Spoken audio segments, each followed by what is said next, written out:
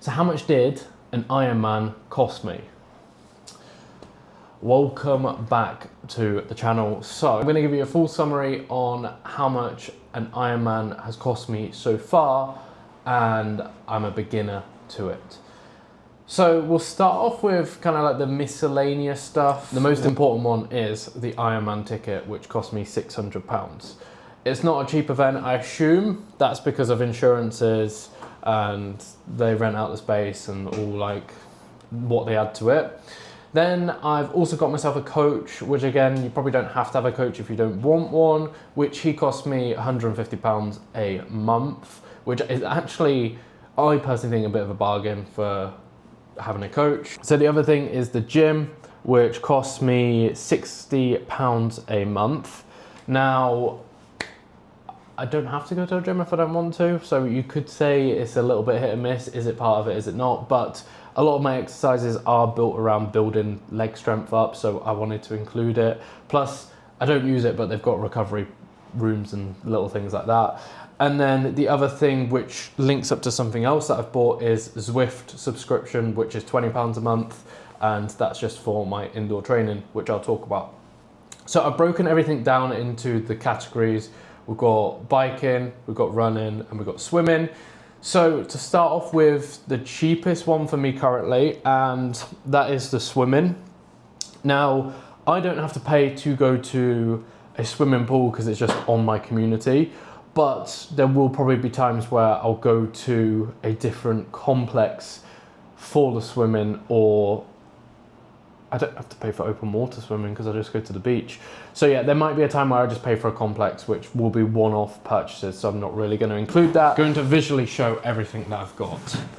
So the first thing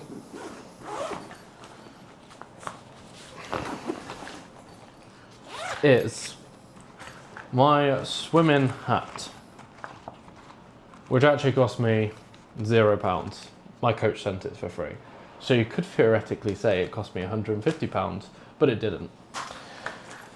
Then the next thing, which cost me £20, are these Speedo goggles. I actually don't like them, but I'm gonna keep them for the duration.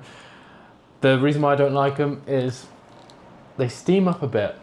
I'm not sure if goggles are meant to do that, but we might eventually get another pair. And then my favorite purchase ever, which 3 of them together, which was earplugs. 3 of these together cost me £5. It came as a pack, I couldn't separate them, but such a good purchase there.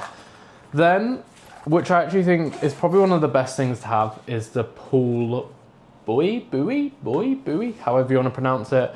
I hate the touch of it when I'm not swimming, so it's like giving me goosebumps. But £10, great purchase, which will help you focus on form. My most recent purchase is a snorkel, and the only reason I got it was because there were drills on my plan and the person in the video had the snorkel. So I thought, let's just copy them and do it. And it actually makes the drill so much easier, apart from I sound horrendous swimming with it on. That Darth Vader sound. And this cost me £12. Then I've got these short fins and they cost me £25. Use them mainly in the warm-ups. Coach just asked me to get them, so I said, yep. He did say no pressure on getting them, but I thought, just give me a list and I'll go and buy everything that you said. So we've got these. And then the other thing we have is a kick board, which again, coach just asked me to get and I went and got, and that cost me £20.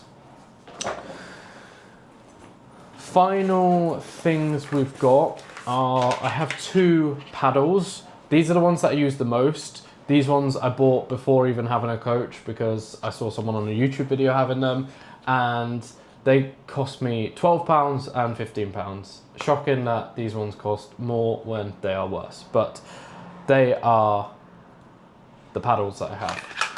Then obviously got swimming trunks, which I haven't actually bought any proper swimming trunks yet. I'm just using normal ones. They're actually pretty tight on me at the moment, so I feel like what's the point of me getting some new ones?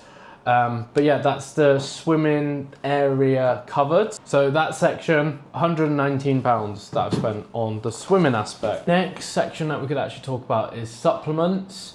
Now, I don't imagine you have to use supplements if you don't want to, but I have a carbs and electrolytes powder, which costs me £30 a tub. And I think currently at the moment I'm getting through one a month. Then I've got some carb bars, which there's a pack of 20, cost me £25. That's taken me a month, that's a month to get through. Electrolytes, currently using some of my own branded stuff because I've been testing it, but they're normally for 15 sachets, around £18. So again, that's a lot. I need the electrolytes for in the heat. And then I also have gels, which I actually don't use as much of anymore because I've got the powder. So I haven't bought them in ages, but they're normally like £15 to £20 a pack. So there is a lot of supplements that need taken, and obviously nutrition is a huge part of it as well. As I get deeper and deeper into the training, I'll probably do a revised one of everything that I've bought so far, like further down the line, just so I can then talk about how much supplements have increased, because I imagine they will. So let's do the running section now. I'm gonna say that some of this stuff you probably don't have to buy, or to the extent that I have bought it. I feel like when I've got my mind on something or I'm enjoying something, I then start to get a bit obsessive with it and then start to buy everything in that area. So what I'll be going through is, it's actually just more shoes that I will be covering. But the first thing that we will go over, which I use probably 0% of the data, no, I probably look at it 5% of the data. My coach uses the rest, but I had this before I had a coach, so he didn't ask me to get it. But it was a Garmin heart rate monitor. I actually got it as a gift, but it's around £130. So there's that one. Then what else was a gift was these Oakleys. So again, you probably don't need them. I was just lucky to have my girlfriend gift them to me. These cost £160. So they're the two gifted things that you probably don't need. Then we've got my race day shoes, which I don't know if I'll be wearing these for the actual Ironman. These are what I bought for my first half marathon. I did say I was going to retire the shoe completely, but I might use them for a couple of interval training sessions just to get a little bit more use out of them. But I don't think I'm going to race in them again. I'll have a different pair of shoes for race day. And these are my carbon plated shoes, which cost me £240. Really do recommend these shoes though, they're so good. Then we'll go in order. The first ever shoe that I bought was the Nike Invincible 3s. Now, I very rarely wear this shoe now because it causes me a lot of blisters, but my friend still cycles his in and I've been tempted to cycle them for an easy run. So I would use these for maybe the shorter easy runs that I've got. This shoe cost me, got it in a sale, cost me £85. Then the next purchase I made was the Asics Nova Blast 5s, which are in the shoe rotation. Now, these cost me £125 and I use them in my easy runs. They are rotated with another shoe. So easy / long run, I'll probably use these. They are a little bit heavier than my other shoe. So my other shoe I'm more likely to use for long runs if they've got a little bit of extra pacing in it as well. But Nova Blast 5s. Then the other shoe that I was talking about is the Adidas Evos. Now this cost me £120 and it's been a proper staple shoe for me. I absolutely love it. I use this one on easy runs and on long runs. Use so much in my marathon training. Highly recommend, which made me get the carbon because I was like, they are very similar, just one has carbon in it. Such a great shoe to use. Then for speed work, I've got the New Balance Rebel 3s. These are super, super light. I don't wear them as much just because I actually feel like I've got them in a size too small for me, which is really, really gutting. I might try and use them a little bit more in the training block as I need to have rotation of shoes, just been recommended. But these were 9.5. I fit in a 10, so I think they're 0.5 too small. Some of the shoes though I have got, they are 10.5s, so probably a bad mistake on these. But these are actually super light. And I don't think I said the price for the Evos, but they were 120. And then the Rebel 3s were 100. And then the final shoe that I just bought most recently, which is another Evo, 120 pounds. And this is what I'm actually using for like intervals / speed work, as I've only done 5K in it because I wanted to test them out. But this will be for my intervals. Just another shoe that I'm gonna probably not wear loads, so I can keep majority of the springiness. There are a couple of other pairs of shoes that I'm looking at getting, but not anytime soon. I know Freya would absolutely kill me for getting more shoes. So that is the shoe collection done. Now, some other things, I've got this running vest, which I hardly ever wear, but that will be used for mainly long runs. I probably will not wear one in the Ironman. Just as we're going into summer season here, I'm gonna be needing to carry some liquids on me. And then my most used item is my running belt. Put my phone and keys in there. Can't run with anything in my pockets, can't run with anything in my hands. And then stuff that I just thought I would have mentioned is like hats, running tops, shorts, because let's face it, what's the point in, that's not like a major thing that you need to buy. So yeah, that is the running covered. Now the cost of running is, I didn't mention the price. The vest cost me £25 and then the belt cost me 10.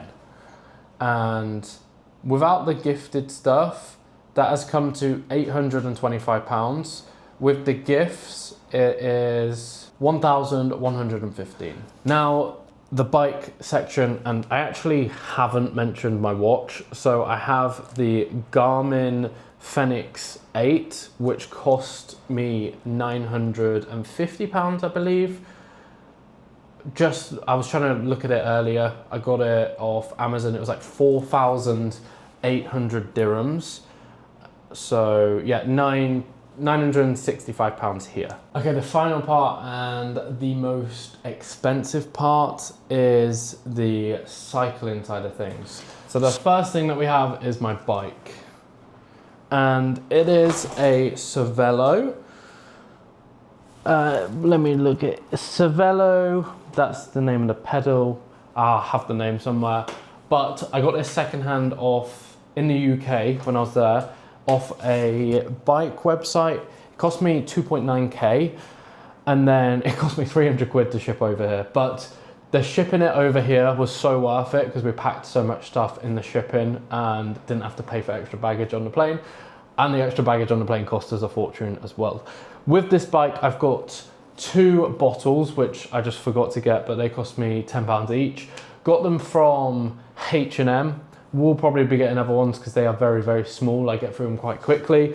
So that is the biggest purchase of the bike. I've looked at this as an investment. I don't think it will lose loads and loads of value. So I could probably go and sell it for around 2k, which makes a lot of money back, especially with how much I've had to ride it. But even if I don't do, let's say, an Ironman for a while, it'll be something that will keep because it will help in terms of like the running goals that we've got set. So happy with this purchase. It was a hard one on the bank account, but I feel like what's the point in paying 500, 800 pounds for a bike and then having to replace it? I just wanted to kind of go a little bit up level, get this first, and then if I didn't enjoy it, I could sell it, and it wasn't like something that I'd lose loads of money on. And then the other purchases in the bike section is I have a helmet, cost me £20. We'll probably get a better one close to the time. Mine's very thick, so I'm not like as aerodynamic, but I wanted as thick as possible just to prevent any injury. The bike outfit thing, can't remember the name of it. It's not a tri-suit, but it's kind of like shorts with a vest attached to it, cost me £30. My bike shoes cost me £60, which is annoying because I've already scuffed them. I bought a bike pump for a tenner, And then I've got a Wahoo indoor trainer, which cost me £400, which is one of the best purchases ever, just because I can do the cycling at home. I don't have to travel anywhere, but also it's allowing me to test things like FTP. It's putting me in different watts. I think it's such a good investment. It is a big, hefty purchase though, but again, I don't think it'll lose much value on it. So if I ever wanted to sell it, I could. Then the other thing was just like a floor mat for my bike, which cost me £15.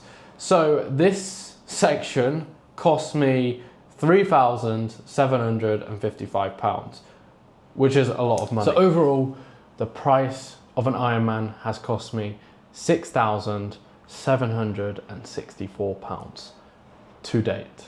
And we are about 2 months into the training. We'll see how it goes long term.